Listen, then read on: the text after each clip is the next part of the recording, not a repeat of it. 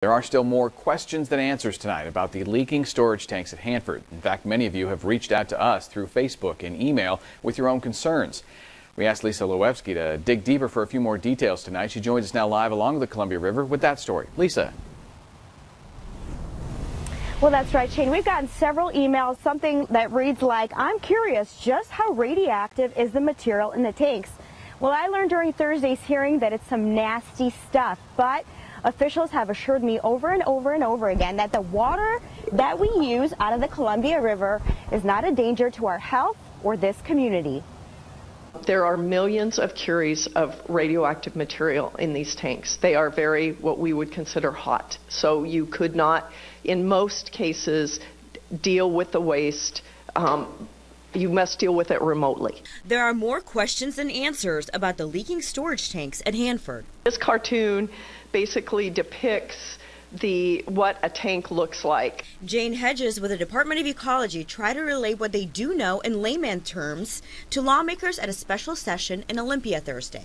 A stew pot of different chemicals that were also discharged. So you have solvents and you have acids and you have bases. Hedges says despite the leaks, there is some good news. The majority of the leaking tanks are in the west area. That is the area that is farthest from the Columbia River.